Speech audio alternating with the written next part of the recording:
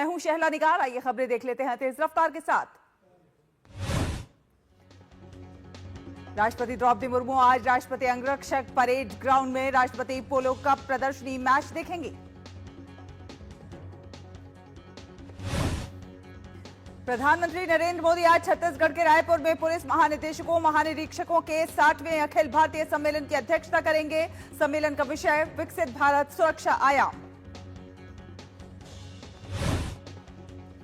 PM Modi विशेष सेवा के लिए राष्ट्रपति पुलिस पदक भी प्रदान करेंगे। वहीं 60वें अखिल भारतीय सम्मेलन में वामपंथी उग्रवाद, आतंकवाद निरोध, आपदा प्रबंधन, महिला सुरक्षा और पुलिस व्यवस्था में फॉरेंसिक विज्ञान और एआई के उपयोग जैसे प्रमुख सुरक्षा मुद्दों पर विस्तृत चर्चा होगी।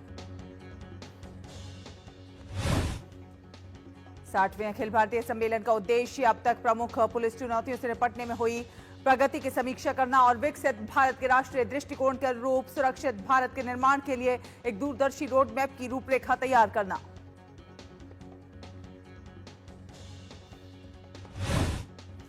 केंद्रीय गृह मंत्री अमित शाह ने रायपुर के भारतीय प्रबंधन संस्थान में कल 3 दिवसीय 60वीं डीजीएसपी की और जीएसपीज कॉन्फ्रेंस का उद्घाटन किया, जिसमें राष्ट्रीय सुरक्षा सलाहकार, गृह राज्य मंत्री, राज्यों, केंद्र शासित प्रदेशों के पुलिस महानिदेशक और केंद्रीय पुलिस संगठनों के प्रमुख भाग लेंगे। जैसलमेर से दिल्ली के बीच प्रतिदिन संचालित होने वाली जैसलमेर एक्सप्रेस को रेल मंत्री अश्विनी वैष्णव ने हरी झंडी दिखाकर रवाना किया। इस अवसर पर केंद्रीय पर्यटन, कला और संस्कृति मंत्री गजेंद्र सिंह शेखावत भी उनके साथ रहे। वहीं जैसलमेर एक्सप्रेस का नाम बदलकर स्वर्ण नगरी एक्सप्रेस कर दिया गया।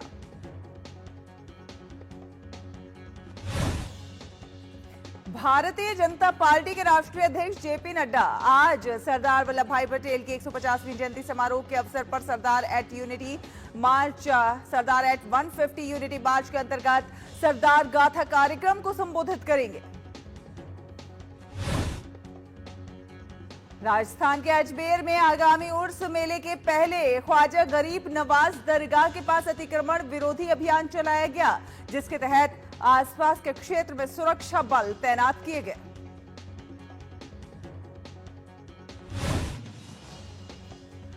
सेंट्रल एजेंसियों और दिल्ली पुलिस को बड़ी सफलता मिली है। लंबे समय से फरार चल रहे गैंगस्टर हरसिमरन उर्फ बादल को आखिरकार बैंकॉक से गिरफ्तार कर लिया गया। हरसिमरन इस साल जनवरी में फर्जी पासपोर्ट के सहारे बैंकॉक फरार हो गया था। हरसिमरन के खिलाफ हत्या, जबरन वसूली और आर्म्स एक्ट के तहत कई गंभीर मामले दर्ज। डीजीसीए ने यात्रियों की सुरक्षा को ध्यान में रखते हुए ग्लोबल A320 फ्लीट के लिए विमानों में सुधार हेतु एक टेक्निकल एडवाइजरी जारी की है, जिसके बाद एयरलाइंस ने विमान में निर्देशित अपडेट्स किए। टेक्निकल एडवाइजरी के अनुरूप अपडेट्स के कारण कई भारतीय एयरलाइंस की सेवाएं प्रभावित हैं। एयरलाइंस कंपनियों ने यात्रियों को असुविधा से बचाने के लिए एयरपोर्ट पहुंचने से पहले फ्लाइट का स्टेटस चेक करने की सलाह दी है। आम आदमी पार्टी के दिल्ली अध्यक्ष सौरभ भारद्वाज ने संसद के शीतकालीन सत्र को लेकर कहा कि सत्र में एसआईआर के ऊपर चर्चा होनी ही चाहिए। पूर्व केंद्रीय मंत्री और कांग्रेस नेता श्री प्रकाश जायसवाल का यूपी के कानपुर में लंबी बीमारी के बाद निधन हो गया। राहुल गांधी ने कहा श्री प्रकाश जायसवाल का निधन कांग्रेस के लिए एक अपूरणीय क्षति। 2 दिसंबर 2025 से शुरू होने वाले काशी तमिल संगमम 4.0 पर उच्च शिक्षा सचिव विनीत जोशी द्वारा प्रेस कॉन्फ्रेंस होगी। काशी तमिल संगमम एक ऐसी पहल है जो तमिलनाडु और काशी के बीच गहरे और सभ्यतागत और सांस्कृतिक संबंधों का जश्न मनाती है।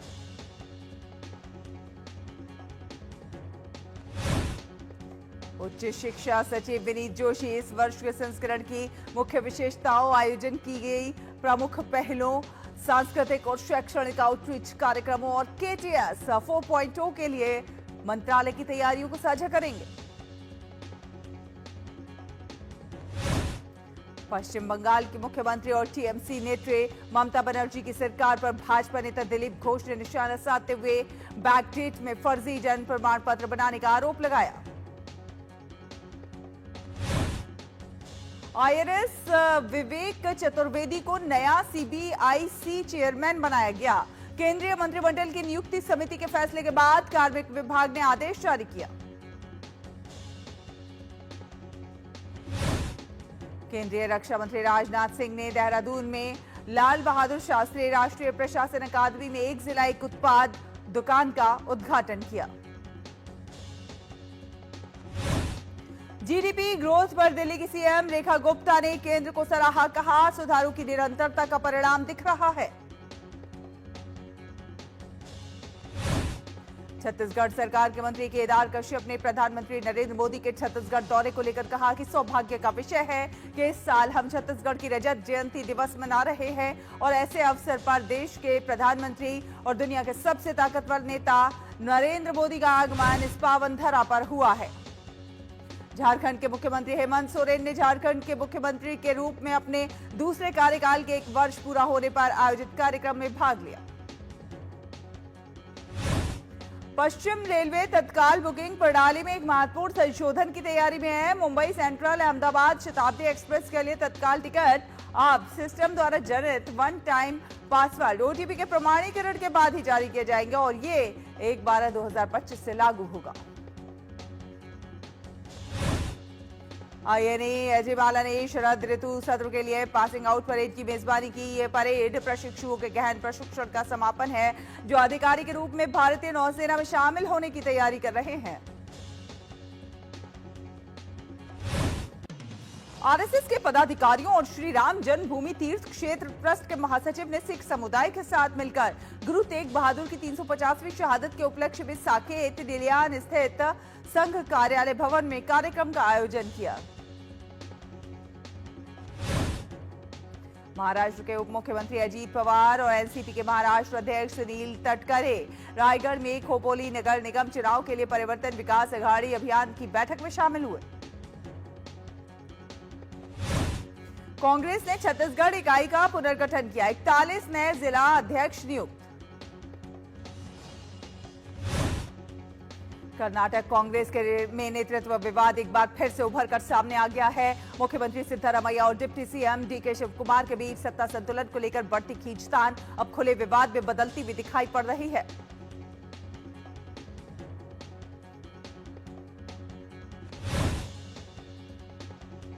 वरिष्ठ कांग्रेस नेता और पूर्व केंद्रीय मंत्री एम वीरप्पा मोइली ने पार्टी में विवाद को लेकर शीर्ष नेतृत्व पर सवाल खड़े किए हैं। कहा है कि कर्नाटक का मौजूदा संकट पार्टी के शीर्ष नेतृत्व की लापरवाही और लंबे समय से चली अनदेखी का नतीजा है। Uttarakhand graduate level paper leak मामले में सीबीआई की बड़ी कार्रवाई। असिस्टेंट प्रोफेसर सुमन को किया गया गिरफ्तार।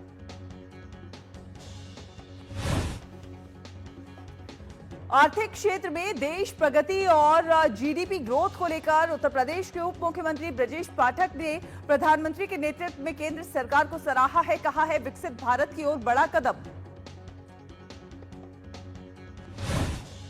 भारत की बढ़ती हुई अर्थव्यवस्था पर भाजपा प्रवक्ता शहजाद पूनावाला ने कहा कि आज भारत विश्व की सबसे तेजी से बढ़ती हुई अर्थव्यवस्थाओं में से एक है। जीडीपी वृद्धि दर 8.5%। देश में आज सबसे ज्यादा उत्पादन, सबसे ज्यादा निर्यात और सबसे अधिक विदेशी पूंजी निवेश हो रहा है। यूपी के मुख्यमंत्री योगी आदित्यनाथ ने आज गोरखपुर में जनता दरबार लगाया। इस दौरान सीएम योगी ने लोगों की समस्याएं सुनी। बिहार सरकार के मंत्री दिलीप जायसवाल ने 1 दिसंबर से शुरू हो रहे विधानसभा के सत्र पर कहा कि सरकार की 2 प्राथमिकताएं हैं, कानून का राज और युवाओं को रोजगार।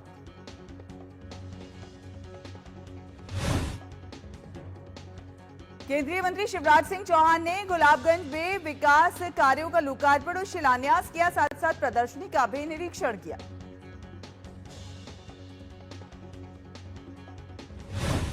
भारत की 8वीं बटालियन के कमांडेंट श्री पीके तिवारी के नेतृत्व में 80 बचाव कर्मियों वाली 2 एनडीआरएफ टीमें विशेष एचडीआर उपकरण और राहत सामग्री के साथ वायुसेना के विमान से कोलंबो पहुंची।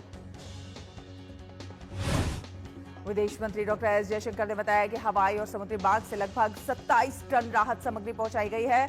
इसके अलावा और भी सामग्री अभी भेजी जा रही है।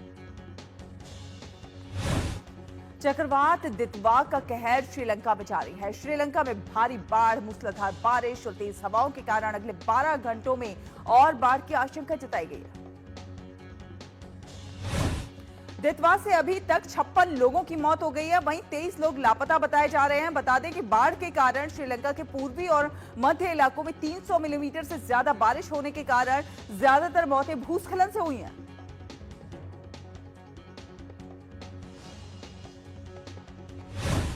दितवा चक्रवात से राजधानी कोलंबो समेत लगभग 44,000 लोग प्रभावित हुए हैं। लोगों को बाढ़ प्रभावित इलाकों से निकालने में वायुसेना की मदद ली जा रही है।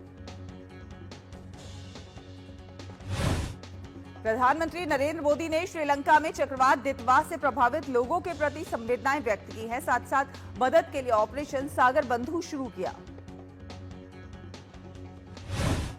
पीएम मोदी ने कहा कि भारत संकट की इस घड़ी में श्रीलंका के साथ मजबूती के साथ खड़ा हुआ है। वहीं विदेश मंत्री एस जयशंकर ने आईएनएस विक्रांत और आईएनएस उदयगिरी से कोलंबो में राहत सामग्री पहुंचाने की जानकारी दी है। श्रीलंका में तबाही के बाद अब चक्रवात दितवा भारत की ओर बढ़ रहा है। भारतीय मौसम विभाग ने बताया कि श्रीलंकाई तट से उठकर दितवा तमिलनाडु, पुडुचेरी, आंध्र प्रदेश, तेलंगाना और केरल की ओर आगे बढ़ रहा है। मौसम विभाग ने चक्रवात दितवा के मद्देनजर चेन्नई और आसपास के इलाकों में भारी बारिश का ऑरेंज अलर्ट जारी किया। चक्रवात दितवा पर तमिलनाडु के कुड्डालोर में भारी बारिश की चेतावनी। डीएमसीबी आदित्य सेथिल कुमार ने बताया कि प्रशासन ने 233 राहत सेंटर को चिन्हित किया है ताकि जरूरत पड़ने पर लोगों को सुरक्षित निकालकर सुरक्षित जगह पर पहुंचाया जा सके और उनके खाने पीने की व्यवस्था की जा सके। कुड्डालोर जिला प्रशासन ने तैयारी के साथ साथ मदद के लिए हेल्पलाइन नंबर 1077 जारी किया। कोई भी शिकायत होने पर लोग इस नंबर पर कॉल कर सकते हैं। चक्रवाती तूफान दितवा के पुडुचेरी में रविवार तक और तटीय आंध्र प्रदेश के रायलसीमा में 1 दिसंबर तक भारी होने की संभावना है। मौसम विभाग ने इसे लेकर चेतावनी दी। तमिलनाडु के संवेदनशील तटीय जिलों विलुपुरम, चुंगलपट्टू, तिरुवल्लूर, नागपट्टिनम, तिरुवारूर, तंजावुर, पुडुकोट्टई और मलयाडुथुरै में 14 टीमें तैनात की गई हैं।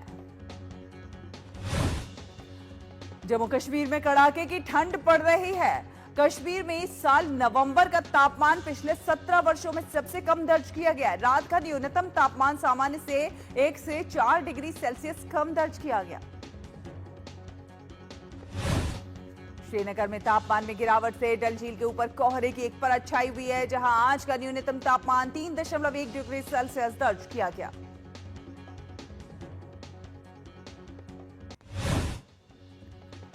भारत को अंतर्राष्ट्रीय समुद्री संगठन की परिषद में कैटेगरी बी में दोबारा निर्वाचित किया गया और इस कैटेगरी में अंतर्राष्ट्रीय समुद्री व्यापार में रुचि रखने वाले कुल 10 देशों को शामिल किया गया है। केंद्रीय वित्त मंत्री निर्मला सीतारमण ने अमरावती में 15 नए बैंक और बीमा कंपनी कार्यालयों की आधारशिला रखी। इस मौके पर सीएम चंद्रबाबू नायडू और डिप्टी सीएम पवन कल्याण मौजूद रहे। राज्य सरकार के अनुसार इस परियोजना के जरिए कुल 1,328 करोड़ रुपए का निवेश होगा और क्षेत्र में 6,541 नई नौकरियां पैदा होने की उम्मीद। केंद्रीय मंत्री गजेंद्र सिंह शेखावत ने कहा कि भारत में पर्यटन उद्योग आने वाले वर्षों में 20% की वृद्धि के साथ आगे बढ़ेगा।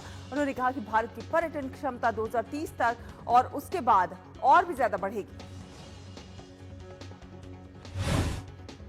फिक्की की 8वीं एजीएम के दौरान गजेंद्र सिंह शेखावत ने कहा कि तेजी से बढ़ती अर्थव्यवस्था और बढ़ता मध्यम वर्ग पर्यटन को नई दिशा दे रहे हैं। साथ साथ व्यक्तिगत आय पर 12 लाख रुपए तक की कर छूट ने भी घरेलू पर्यटन को बढ़ावा दिया है। फिक्की की वार्षिक आम बैठक में वाणिज्य और उद्योग मंत्री पीयूष गोयल ने कहा कि भारत इस समय अमेरिका, यूरोपीय संघ सहित करीब 50 देशों और समूहों के साथ मुक्त व्यापार समझौतों पर सक्रिय रूप से बातचीत कर रहा है। पीयूष गोयल ने कहा कि भारत अमृत काल में प्रवेश कर रहा है, तो वहीं केंद्र का सामूहिक मिशन एक आत्मनिर्भर, प्रतिस्पर्धी और फ्यूचर रेडी भारत के निर्माण के साथ स्पष्ट है, जिसे इनोवेशन और देश की युवा शक्ति से सपोर्ट मिल रहा है। सरकार की ओर से जारी आंकड़ों के अनुसार भारतीय अर्थव्यवस्था ने जुलाई सितंबर तिमाही में 8.2% की वृद्धि दर हासिल की और ये 6 तिमाहियों का उच्चतम स्तर। मूडीज रेटिंग्स की रिपोर्ट के अनुसार 2025 में 7% और अगले वर्ष 6.4% जीडीपी विस्तार के साथ भारत उभरते बाजारों और पूरे एशिया प्रशांत क्षेत्र में विकास का नेतृत्व करेगा। वित्त वर्ष 2026 की दूसरी तिमाही के दौरान कृषि, वानिकी और मत्स्य क्षेत्र में सकल मूल्यवर्धन में वास्तविक हिसाब से 3.5% की वृद्धि हुई है, जो पिछले वित्त वर्ष की समान अवधि के 4.1% की तुलना में कम है। वित्त वर्ष 2026 की जुलाई सितंबर तिमाही के दौरान भारत का निजी अंतिम उपभोग व्यय बढ़कर 7.9% हुआ, जो पिछली 3 तिमाहियों में सबसे अधिक वृद्धि दर है। भारत के औद्योगिक उत्पादन सूचकांक के अक्टूबर 2025 के आंकड़े अब 1 दिसंबर को किए जाएंगे जारी। सरकार ने जीडीपी रिलीज के कारण बदली तारीख। लोवी इंस्टीट्यूट के एशिया पावर इंडेक्स 2025 रिपोर्ट में भारत बना दुनिया का तीसरा सबसे प्रभावशाली देश। भारत को 27 देशों में तीसरा स्थान दिया गया है, तो वहीं अब भारत की आर्थिक क्षमता रैंकिंग 1 स्थान सुधरकर तीसरे स्थान पर पहुंच गई। भारत में कोयला खनन को रफ्तार देने के लिए सरकार ने 18 नई कंपनियों को सरकारी सूची में शामिल किया है। इसके साथ ही अब ऐसी एजेंसी की कुल संख्या 45 हो गई। सरकार का कहना है कि इस कदम से कोयला सहित खनिज संसाधनों की खोज तेज होगी, तकनीकी क्षमता बढ़ेगी और देश के खनन क्षेत्र में निजी भागीदारी को नई दिशा मिलेगी। देश के शेड्यूल कॉमर्शियल बैंकों का शुद्ध मुनाफा सालाना आधार पर 2.5% बढ़कर वित्त वर्ष 2026 की दूसरी तिमाही में 0.94 लाख करोड़ रुपए हो गया है। इसकी वजह फीस आय में बढ़ोतरी और ऑपरेटिंग खर्चों का नियंत्रण में रहना है। आरबीआई ने एचडीएफसी बैंक पर 91 लाख रुपए का जुर्माना लगाया। ये कार्रवाई बैंकिंग विनियमन अधिनियम के कुछ प्रावधानों के उल्लंघन और वैधानिक और नियामकीय अनुपालन में पाई गई गंभीर कमियों, विशेषकर केवाईसी नियमों से जुड़ी खामियों के चलते किया गया। केंद्रीय जीएसटी प्राधिकरण ने वस्तु के निर्यात पर कथित रूप से गलत रिफंड के लिए टोरेंट फार्मास्यूटिकल्स लिमिटेड पर 41 करोड़ रुपए से अधिक का जुर्माना लगाया। आकाश एजुकेशनल सर्विसेज लिमिटेड ने वायजू की मूल company think and learn private limited को शेयरों का अलॉटमेंट रोका। कंपनी ने 100 करोड़ रुपए के राइट्स इश्यू के लिए जमा किए गए 25 करोड़ रुपए के सोर्स पर शंका जाहिर की। भारत में प्राइवेट इक्विटी और वेंचर कैपिटल निवेश इस वर्ष अक्टूबर में 5.3 अरब डॉलर के आंकड़े तक पहुंच गया है, जो कि मासिक आधार पर 9% की वृद्धि को दर्शाता है। कारोबारी सत्र के दौरान सोने और चांदी में जबरदस्त तेजी देखने को मिली है, जिससे सोने की कीमत 1,26,500 रुपए प्रति 10 ग्राम से अधिक हो गई है और चांदी की कीमत 1,64,000 रुपए प्रति किलो से अधिक हो गई। राष्ट्रीय कंपनी विधि न्यायाधिकरण ने नेशनल स्पॉट एक्सचेंज लिमिटेड और कारोबारियों के बीच एक मुश्त निपटान योजना को मंजूरी दी। इससे 5,682 कारोबारियों को 1,950 करोड़ रुपए के भुगतान का रास्ता हुआ साफ। अमेरिकी राष्ट्रपति डोनाल्ड ट्रंप ने पूर्व राष्ट्रपति जो बाइडेन द्वारा ऑटो पेन से हस्ताक्षर किए गए दस्तावेजों को रद्द कर दिया। ट्रंप ने दावा किया है कि बाइडेन के लगभग 92% ऑर्डर इसी मशीन से साइन हुए थे। ट्रंप ने बाइडेन पर आरोप लगाया कि ऑटो पेन को अवैध तरीके से चलाया गया था। उन्होंने बाइडेन पर नियंत्रण खोने और स्टाफ पर निर्भर रहने का भी आरोप लगाया। अमेरिकी इमिग्रेशन एजेंसी यूएससीआईएस ने शरण से जुड़े सभी मामलों पर अस्थायी रूप से रोक लगाई। एजेंसी के डायरेक्टर जोसेफ एडलो ने बताया कि ये कदम सुरक्षा मापदंडों को और मजबूत करने के लिए उठाया गया, ताकि हर विदेशी नागरिक की गहराई से जांच की जाए और स्क्रीनिंग की जा सके। यूएससीआईएस डायरेक्टर जोसेफ एडलो ने कहा कि जब तक सभी जरूरी प्रक्रियाओं की पुष्टि नहीं हो जाती है, तब तक फैसले लंबित रहेंगे। इसी बीच अफगान पासपोर्ट धारकों के वीजा जारी करने पर भी फिलहाल रोक लगा दी गई है। हांगकांग के ताइपो इलाके में स्थित वांग फुक कोर्ट में लगी भीषण आग में मरने वालों की संख्या बढ़कर 128 हो गई है। 200 से अधिक लोग अभी भी लापता। हांगकांग के भ्रष्टाचार विरोधी निकाय ने कहा कि आग लगने के कारण की जांच शुरू हो गई है और पुलिस ने निर्माण कार्य से जुड़े 8 लोगों को गिरफ्तार किया। रूस ने यूक्रेन की राजधानी कीव के कई जिलों पर ड्रोन और मिसाइलों से किए गए हमले, जिसमें एक व्यक्ति की मौत और 11 घायल। तुर्की में बोस्फोरस स्ट्रेट के पास ब्लैक सी में रूस की शैडो फ्लीट के एक टैंकर कैरोस में हुआ धमाका, जिससे इंजन रूम में लगी भयंकर आग। अधिकारियों ने बताया कि आग कथित तौर पर बाहरी टक्कर के कारण लगी। वहीं तुर्की की ट्रांसपोर्ट मिनिस्ट्री ने बताया कि तुरंत बचाव अभियान चलाकर दोनों जहाजों को कुल 25 क्रू मेंबर को सुरक्षित निकाल लिया गया। मैक्सिको की राष्ट्रपति क्लाउडिया शीनबाम ने की अर्नेस्टिना के गोडॉय के अस्थायी रूप से मैक्सिको के अटॉर्नी जनरल के रूप में नियुक्ति की घोषणा। यूक्रेनी राष्ट्रपति जेलेंस्की ने अपने चीफ ऑफ स्टाफ एंड्री यर्मक के घर पर भ्रष्टाचार विरोधी छापेमारी के बाद उन्हें बर्खास्त करने के आदेश पर हस्ताक्षर किए। इंडोनेशिया में उत्तरी आचे प्रांत और पश्चिमी सुमात्रा में बाढ़ और भूस्खलन से मरने वालों की संख्या बढ़कर 174 हुई। 79 लोग अभी भी लापता। बाढ़ और भूस्खलन के कारण हजारों परिवारों को अस्थायी आश्रय गृह में रहने के लिए मजबूर होना पड़ा है। फिलहाल बचाव अभियान अभी भी जारी है, लेकिन कई इलाकों तक मदद पहुंचना अभी भी मुश्किल। पेरू के राष्ट्रपति जोस चेरे ने कहा कि उनकी सरकार देश की दक्षिणी सीमा पर आपातकाल का ऐलान करेगी। उन्होंने कहा सरकार इलाके में ज्यादा सशस्त्र बलों को तैनात करेगी, क्योंकि बड़ी संख्या में वेनेजुएला के प्रवासी चिली से उत्तर की ओर बढ़ रहे हैं, जहां अप्रवासी विरोधी भावनाएं बढ़ गई हैं। भारत और दक्षिण अफ्रीका के बीच 30 नवंबर को रांची में होने वाले पहले वनडे मैच को लेकर शहर में उत्साह चरम पर है। दोनों टीमें रांची पहुंच चुकी हैं और मैच से पहले मैदान पर जमकर पसीना बहा रही हैं। भारत और दक्षिण अफ्रीकी टीम ने रांची के JSCA स्टेडियम में अभ्यास सत्र में भाग लिया। टीम इंडिया के विराट कोहली, रोहित शर्मा, KL राहुल, रविंद्र जडेजा और पूरी टीम मैच पर उतरी और करीब 3 घंटे तक अभ्यास किया। 30 नवंबर को भारत और दक्षिण अफ्रीका दोनों टीमें जीत के साथ वनडे सीरीज की शुरुआत करने उतरेंगी। रांची के क्रिकेट प्रेमियों में मैच को लेकर जबरदस्त उत्साह। ऑस्ट्रेलियाई बल्लेबाज उस्मान ख्वाजा ने ब्रिस्बेन में होने वाले एशेज सीरीज के दूसरे टेस्ट से पहले पूरी तरह फिट होने की उम्मीद जताई है। हालांकि उन्होंने पर्थ की पिच की कड़ी आलोचना की है।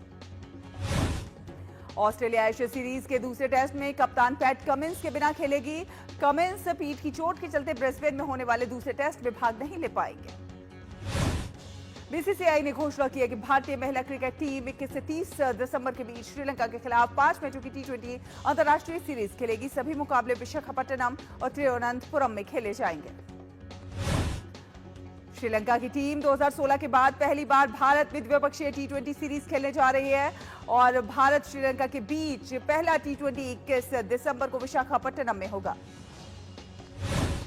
FIH जूनियर विश्व कप में भारत ने जीत के साथ अपने अभियान का आगाज किया। रोशन खुजूर और दिलराज सिंह के 2-2 गोल की मदद से भारत ने चिली को 7-0 से हराया।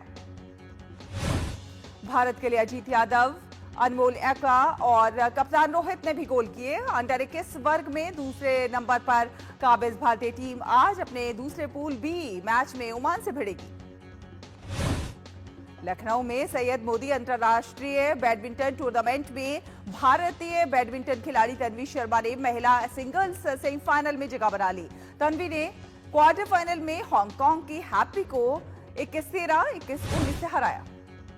तन्वी शर्मा सेमीफाइनल मुकाबले में अब जापान के हिना अकेची से उनकी भिड़ंत होगी और हिना ने सुन यून को हराकर सेमीफाइनल में जगह बनाई है। Syed Modi international badminton tournament के अन्य मुकाबलों में भारत की उन्नति ने हमवतन रक्षिता श्री संतोष आर को 21-15, 13-21, 21-16 से हराया। सेमीफाइनल में उन्नति का सामना तुर्की की चौथी सीड नास्लिहान एरिन से होगा। पुरुषों के दूसरे सेमीफाइनल में किदाम्बी श्रीकांत, मिथुन मंजुनाथ आमने सामने होंगे। श्रीकांत अपने ही देश के प्रियांशु राजावत के इंजर्ड होने के बाद आखिरी 4 में पहुंचे। वहीं मिथुन ने मनराज सिंह को 21-18, 21-13 से हराया। महिला डबल्स इवेंट में टॉप सीड गायत्री गोपीचंद और ट्रीसा जॉली ने 5वीं सीड तुर्की की बेंगिसू अरसेटिन को और नाजलिन इंसी को 21-15, 21-16 से हराकर सेमीफाइनल में जगह बनाई।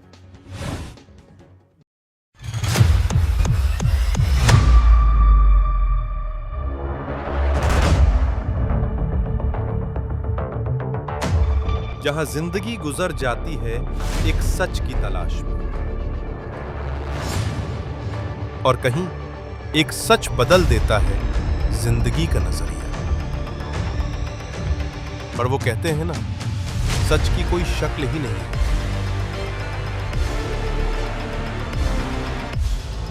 मगर जब जानना हो सच, तब शुरू होती है एक जद्दोजहद सच सामने लाने की, जो कई नाकामयाबियों से होकर गुजरती है। यही है सच की तलाश, और अंत में सच की तलाश न्यूज़ प्लस के साथ।